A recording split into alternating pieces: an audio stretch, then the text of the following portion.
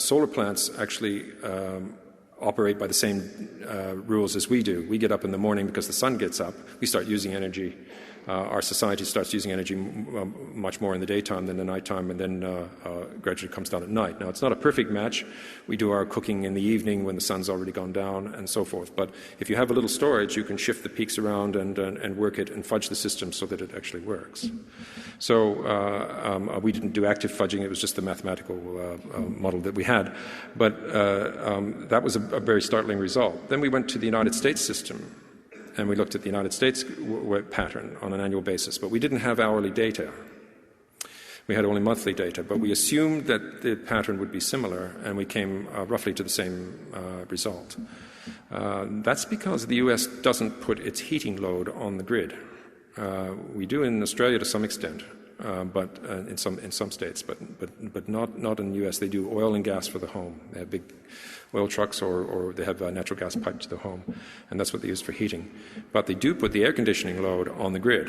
The air conditioners run from electricity, and so they get a summer peak in the national grid, and so that's why the correlation was the same. It looked like a southern state. So that was a bit of a discovery too. But now what we're doing at the moment, we're in the middle of Al Gore has funded ourselves, not really Osra, because we're not getting any money, but in a university, funding students to develop a database of the United States for 1 hourly intervals. And that means students go out with blood, sweat, and tears and go to all the utility data and try to extract that and put it all together. Well, we've synthesized that database effectively now. What we're finding out is that there's a very strong, these correlations are not only preserved, you can get, for a very large number of window generators, you can run a lot of the United States, over the order of 70% of the year, without spilling too much energy. If you have the solar collectors, as before, you can get over 90% quite easily with some storage. If you put them together, it was astonishing.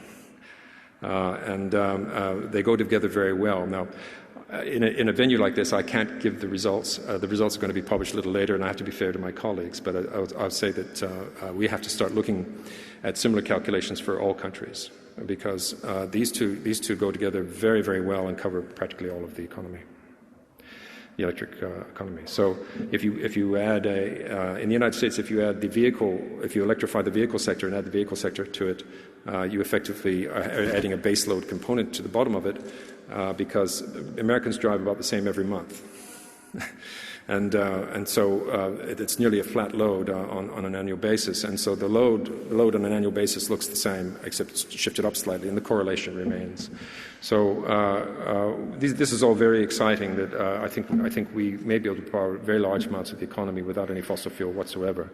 Remembering that we haven't even included yet other energy forms like PV, like hydroelectricity that are already in the system.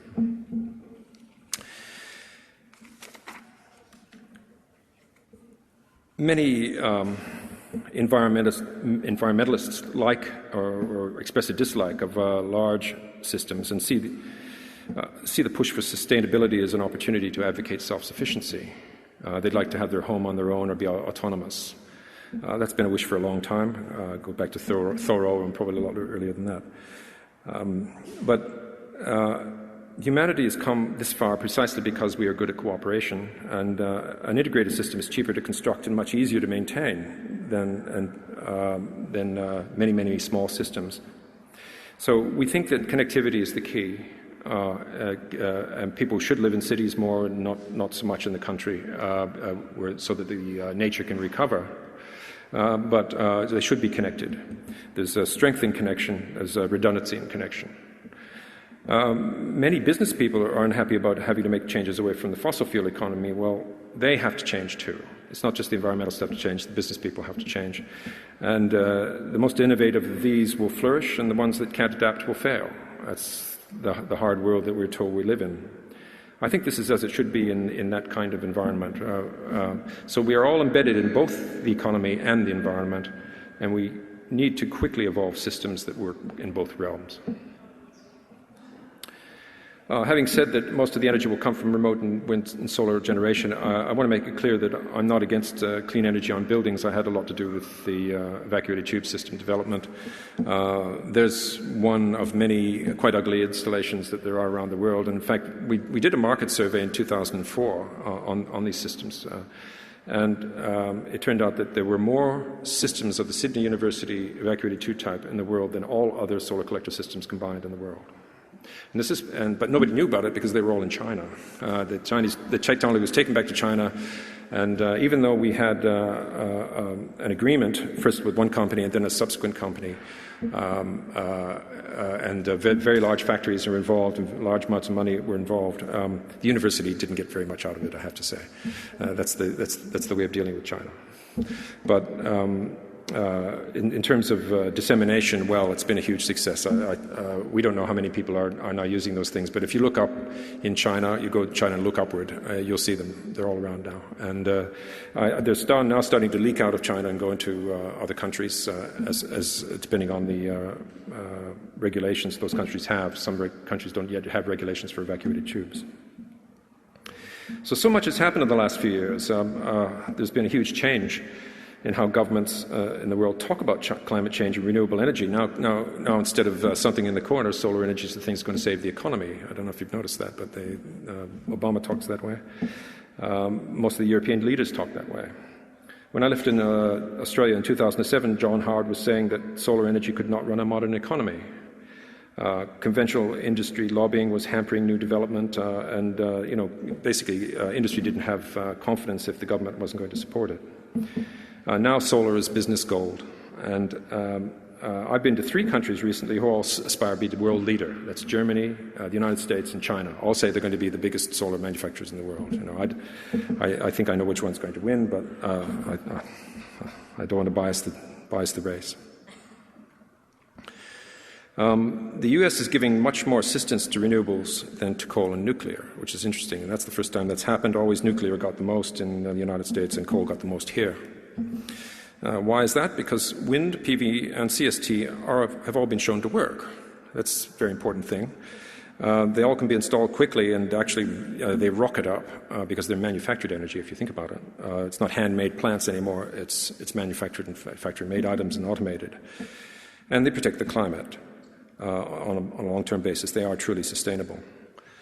Germany has 30,000 people working in the solar industry, and that's equal to the entire workforce presently engaged in mining and distributing Australian black coal.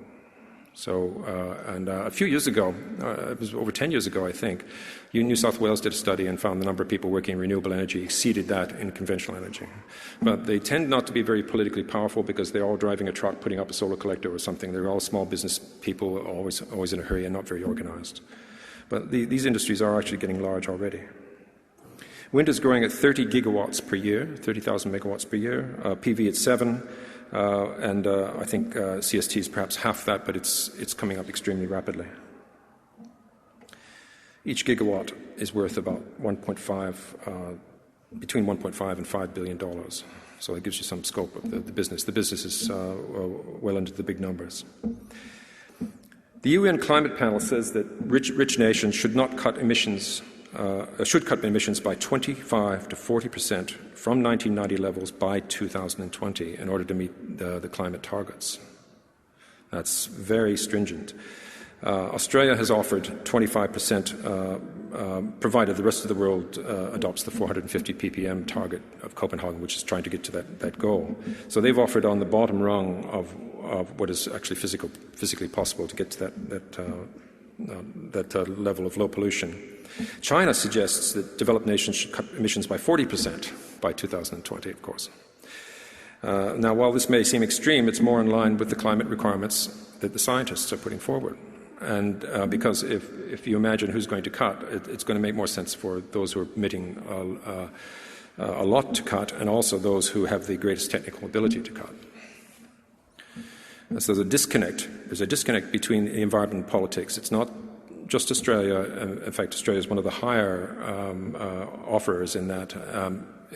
But it's actually a disconnect with developed countries in total, and the Chinese are right about that. As for renewable energy targets, which are a different thing from pollution targets but related, Portugal has brought up its wind power from almost zero a couple of years ago to 10% of electricity, and its target is 40% renewables by 2020, just like that. U.S. has no climate bill yet, but California has just passed 33% as their target. Ooh, okay. How's Australia doing? Well, Australia is on par in terms of the actual targets, but it's the execution that we're a little concerned about. And, we'd like to see some changes there, especially now that I can put on the industry hat. You know, I could rail as an academic, but nobody would listen. You know. The government started off well and last year committed $435 million to the Renewable Energy Demonstration Program for the demonstration of large-scale renewable energy projects, and also announced a fast-tracking that at the end of the year, with funding to be allocated over 18 months. That seemed wonderful. In April, everybody submitted their REDP applications. We submitted 4 in the company. In May, that was all changed.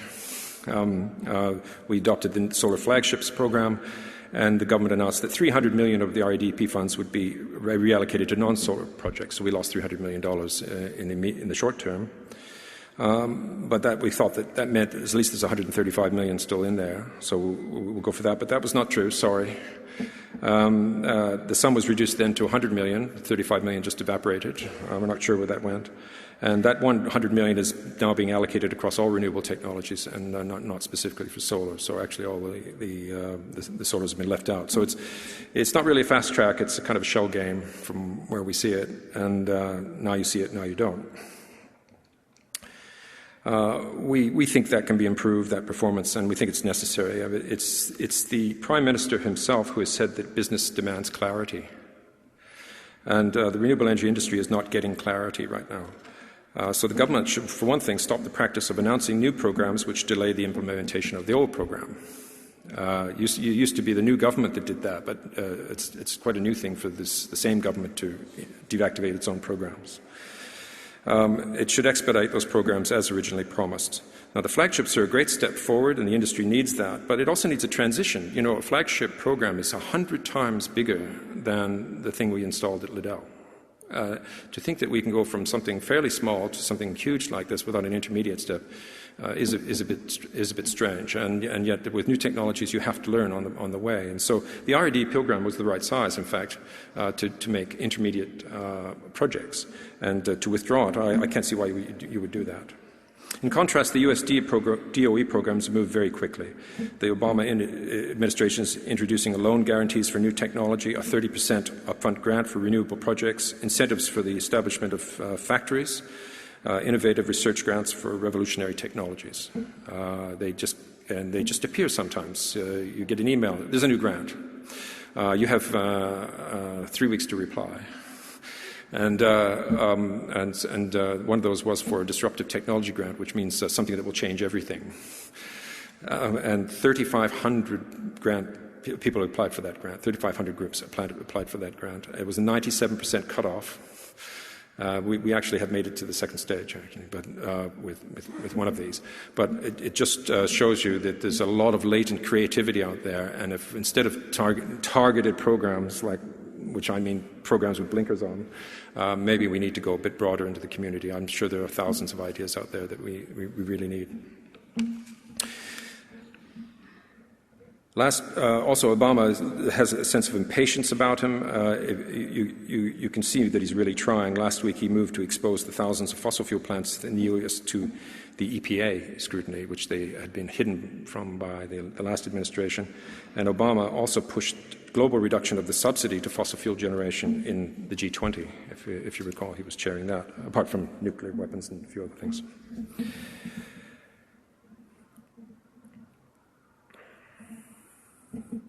I think a vibrant solar industry could be the salvation of the Australian economy, just as China thinks that's true of their economy, and just as the United States thinks that's true of their economy. There's an enormous solar potential in northwest Australia, close to Asian markets. We have the largest desert in the hemisphere, in the northwest. Imagine a huge high-voltage DC line going up through Indonesia to help power Southeast Asia, the largest solar line in the world. We've got to think big. And this would be the world's largest clean energy superhighway.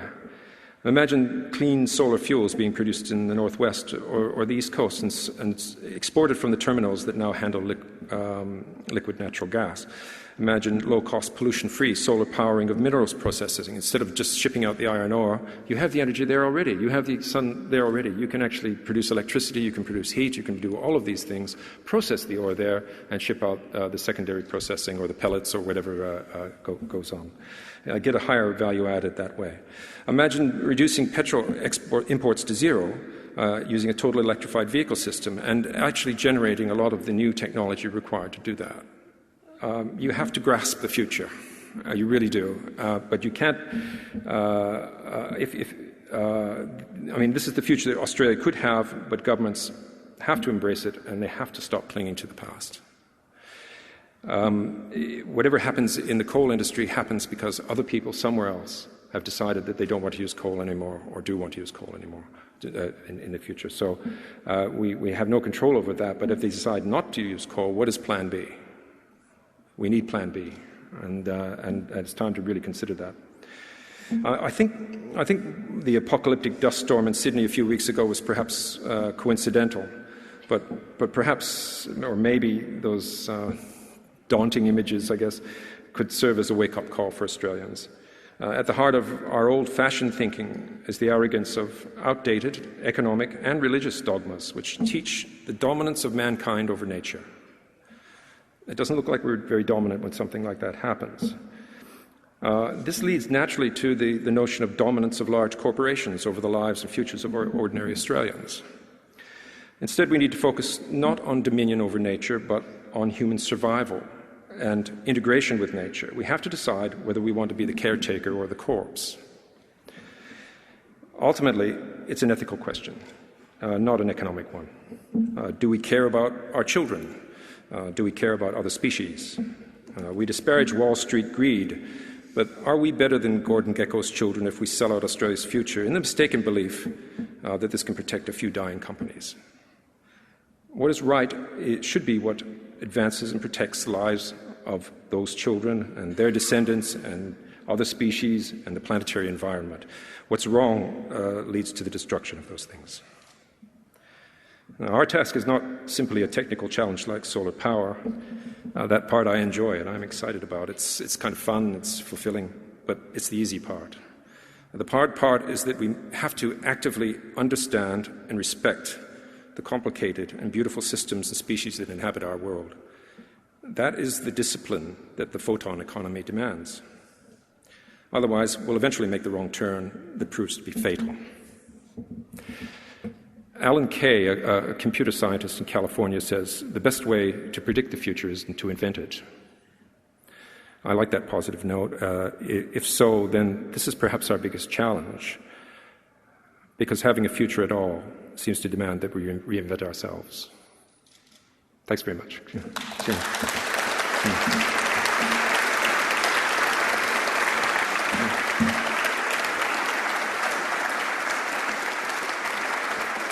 Thanks very much, David. I couldn't bear to rein you in there and keep you to time because it was too gripping, but we do have time for just a few questions.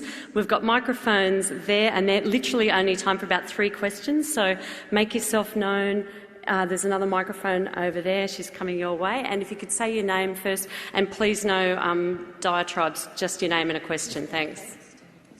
Yeah, I'm Matthew Wright from Beyond Zero Emissions. David, talking to our Federal Energy Minister, he said that leading solar experts in the country had said that due to limitations on storage and things like that, that we could only achieve 5% of our baseload power from solar thermal by 2020 or 2030. Can you answer whether he's misguided in that, or what sort of number we could be talking if we really put our minds to it, if it was the national imperative instead of exporting coal? I'll be able to answer that better at the end of the year when we do our report. But it's very clear to me that we should be aiming very, very high. for this. By the way, the baseload mantra is about a way of producing energy which is something that nuclear plants produce, which is night and day power at the same rate, and coal plants tend to produce, but it's not necessarily what we want. What we want is something that is low at night and comes up in the daytime and low at night. Can you imagine something like that? So I think the paradigm is wrong. They keep trying to fit us into this flat base load, and then they keep trying to warp our habits to fit in with the high nighttime usage. It's completely wrong. People have to start thinking anew. Hello, look, my name is Peter Cohen. I'm an electrical engineer that's somehow still continuing, and your lecture, thank you very much. Oh, sorry, is that better? No, let's go ahead. Yeah, I'm an electrical engineer who's still going on. Your lecture is very good, and that's given me some hope for the future. But look, out of interest, those steam plants, we're using solar steam plants, what sort of temperatures can you get the steam to?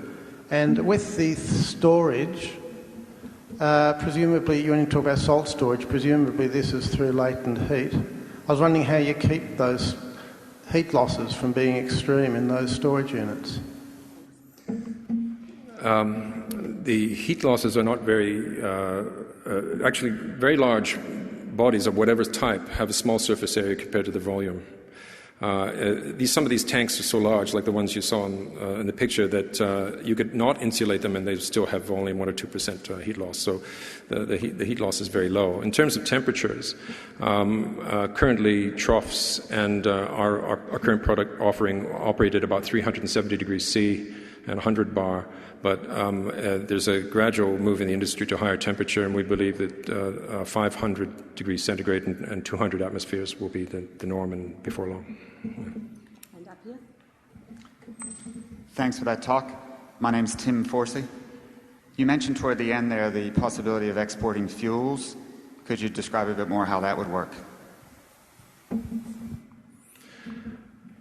The CSIRO has an extensive fuel research program, and they have a number of ideas for different kinds of fuels that would go forward. And also you have the possibility of exporting hydrogen as a fuel, provided that you can, I think, reduce its volume adequately so that it's cost-effective to ship.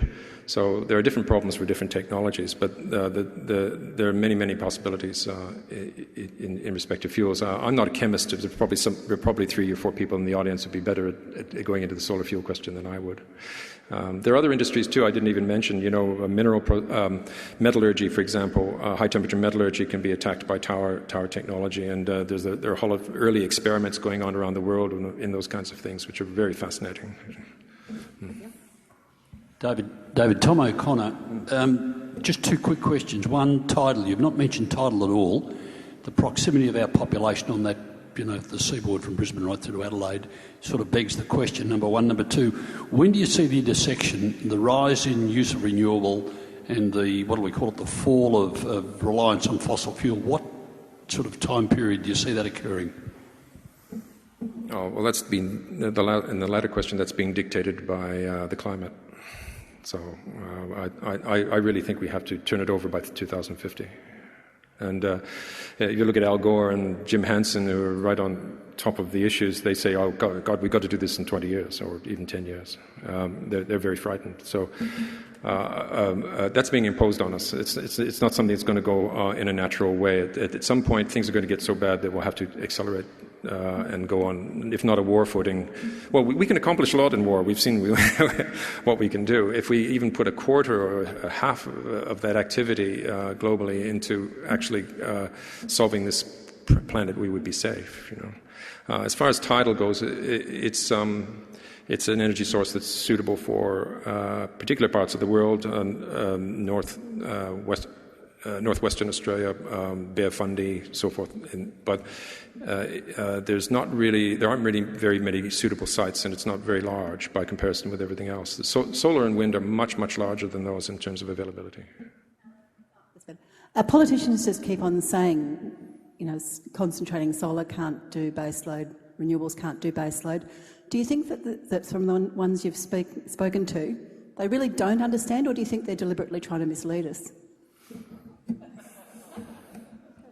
glad that was our last I just want to check my legal situation on that. No, I don't think I should put words into their mouths, but I would just rather say that we don't want to do baseload. That's it. That's not what we need. Can you just explain what? why we don't want baseload? Baseload is, if you look at our load patterns from our utilities, they're not baseload. The load pattern, or the requirement that we have, is something that typically has some pattern which is down at night and goes up in the morning and is there for a while, often extends a little bit into the evening and then comes back down again. It is a fairly close match to the solar input for the reasons that I said before, and therefore that's what we want, which I call load following. It's a load following pattern that we want, not base load. And nuclear isn't very good at that. So coal isn't very good at that. And so we need the appropriate technology for the job. So we've got proven technology which is more adapted to our load pattern. Why don't we use it? Yeah. So once again, I would like you all to join with me to thank David Mills for a fantastic contribution tonight.